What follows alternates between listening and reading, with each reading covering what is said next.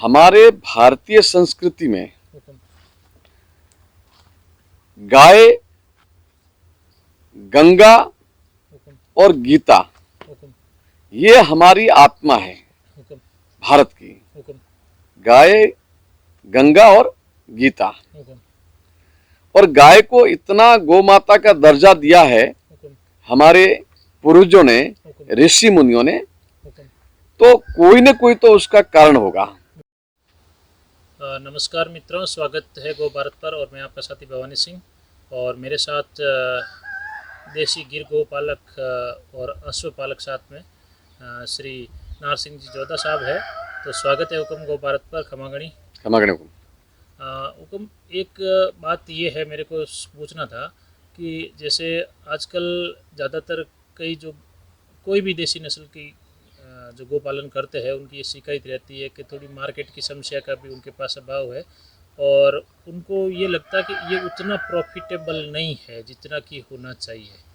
तो ये कहीं न कहीं मेरा भी ऐसा मानना कि जागरूकता की कमी भी है लोगों के, लेकिन फिर भी जैसे आप काफ़ी समय से चला रहे हैं और सक्सेसफुल चला रहे हैं, तो आपके क्या विचार है हुक्म, कैसे अपन इसको अच्छी तरह से आगे ले जा सकते हैं?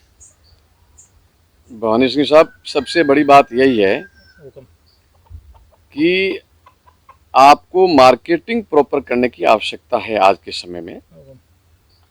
और ऐसा कहते हैं कि जिसकी मार्केटिंग बहुत बढ़िया होती है तो उसका कोई माल जो है वो रुकता नहीं है, बाजार में उसकी हमेशा डिमांड रहती है। मैं आपके इस चैनल के माध्यम से देश के आम जन को ये बताना चाहता हूँ कि वो सबसे पहले तो इस बात को समझे कि गाय का जो दूध है, अक्सर जो आपने बात कही कि भाई लोग भैंस के दूध को पसंद करते हैं क्योंकि उसमें फैट अच्छी होती है, वो गाढ़ा होता है, ये सारी बातें होती हैं। गाय का दूध पतला होता है, फैट कम होती है। मैं इसी बात को आपके माध्यम से बताना चाहता हूं जनता को। हमारे भारतीय संस्कृति में गाय, गंगा और गीता ये हमारी आत्मा है भारत की। गाय, गंगा और गीता। और गाय को इतना गौ माता का दर्जा दिया है हमारे पूर्वजों ने, ऋषि मुनियों ने, तो कोई न कोई तो उसका कारण होगा। और मैं ये कहना चाहता हूं कि आप गाय के दूध को और भैंस के दूध को, इसकी आप तुलना करो तो गाय का दूध केवल दूध नहीं है, गाय का दूध अमृत है।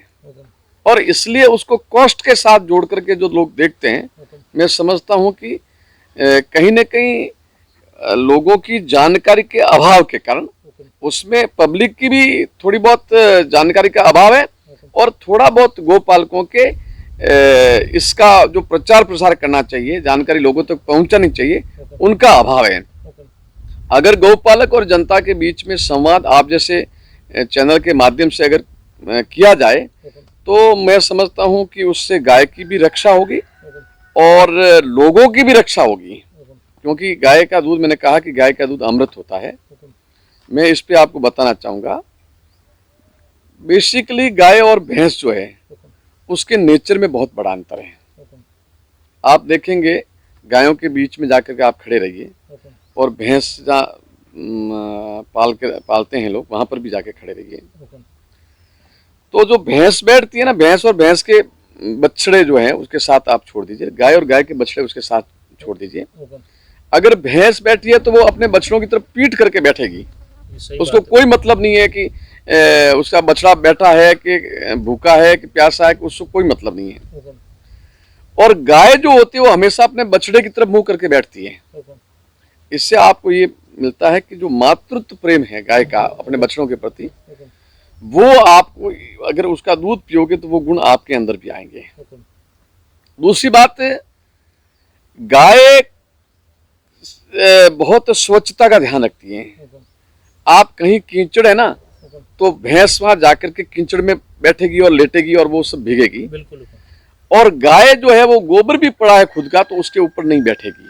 तो उसको छोड़ के स्वच्छता का जो ज्ञान हमको है ना, वो बिल्कुल। गाय ऐसे स्वच्छता का भी ज्ञान देती है। हुकुम, दूसरा जो स्मरण शक्ति है, हुकुम, आप 10 भैंसे एक जगह खड़ी कर लो हुकुम, और उस भैंस के बछड़े को छोड़ दो उसकी माँ के पास जाने के लिए, हुकुम।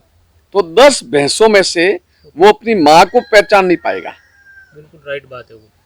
और 100 गाय ले लो हुकुम, और उसके बछड़े को छोड़ दो आप, हुकुम, तो 100 गायों में से वो अपनी माँ के पास ही जाएगा। हुकुम, तो स्मृति जो है ना उनकी, हुकुम, वो भी इससे बहुत बढ़ती है। हुकुम।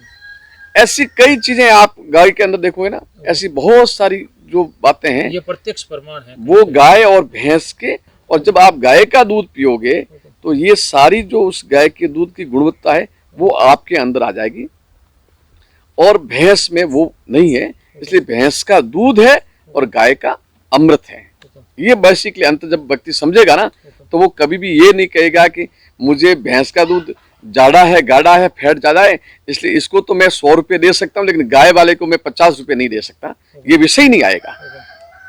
दूसरा मैं, हाँ, वो जो आपका प्रश्न है उसका, कि गाय में भी मैं एक बात और अंतर करना चाहता हूँ कि ये जो बाहर की गाय हैं, विदेशी गाय हैं, जर्सी हो सकती है, एचएफ हो सकती है, हॉलिस्टर हो सकता है। बिल्कुल बिल्कुल। तो उसमें मेरा ये कहना है कि पिछले दिनों में इस पर भी रिसर्च हुआ है।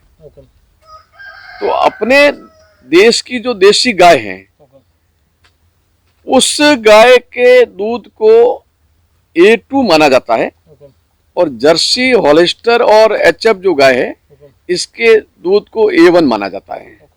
ये A1 श्रेणी के जो दूध है, ये वास्तव में दूध नहीं है। ये अपने साथ धीरे विदेशों में भी अपने भारतीय गाय की डिमांड बढ़ी है।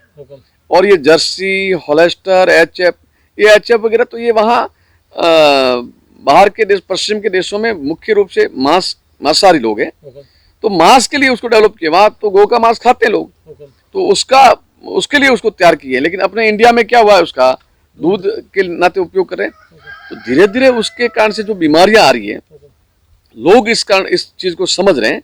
इसलिए उसके दूध को क्वांटिटी भले ही उनकी ज्यादा होती होगी, लेकिन वो स्वास्थ्य के लिए लाभदायक नहीं है। ये मेरा जो मूल रूप से भैंस के दूध के और विदेशी गायों के दूध और अपने देश की गाय, मैं नहीं कहता गिर का, अपने देश की गौ माता, भले वो गिर है, कांकरेज है, राठी है, कोई भी नस्ल है, साहिवाल है, ये सारी की सारी गायें देवतुल्य गाय हैं। इसमें कोई किसी की तुलना नहीं कर सकता, और सारी गायें अच्छी हैं। आजकल हुक्म ये मैं भी देखता हूँ कि मतलब एक विडम्बना ही कही जाए कि जो हमारे भारत देश में इतने लोग मतलब पहले जानते थे, तो क्या होता कि गौ माता और पशु में अंतर करना नहीं जानते। बिल्कुल। शहरों में नहीं, इवन गाँवों में भी मैंने देखा है कि जैसे जर्सी या एचएफ गाय है, जैसे कोई भी बच बारस की पूजा होती है या कोई भी धार्मिक अवसर हो, उस समय गौ माता और एक पशु में अंतर करना नहीं जानते। वो जर्सी को ही गौ माता मतलब पूजना शुरू कर देते। ये मतलब एक प्रकार, ये जानकारी के अभाव के कारण से सारा हो रहा है।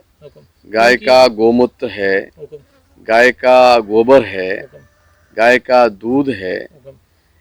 गाय के पास आप जाइए, अभी तो मैं पिछले दिनों में देख रहा था ऑस्ट्रेलिया वगैरह में, तो वहाँ तो गौ के क्लब बने हुए हैं, जहाँ लोग छुट्टियां मनाने के लिए गायों के पास आते हैं, पैसा दे करके 1-1 घंटे गाय के पास में खड़े रह करके उसके हाथ घुमाते रहते हैं। गाय का जो स्नेह मिलता है, बहुत सारी बीमारियां, अगर आप गाय के साथ आपका संबंध है और गाय के साथ आपकी उठक बैठे है, तो बहुत सारी बीमारियां, आपकी बीपी, शुगर, ये सारी जो बीमारियां छोटी छोटी, ये सारी बीमारियां आपकी स्वतः ही समाप्त हो जाएगी। बहुत बहुत धन्यवाद हुकुम। धन्यवाद आपको भी सर, बहुत बहुत।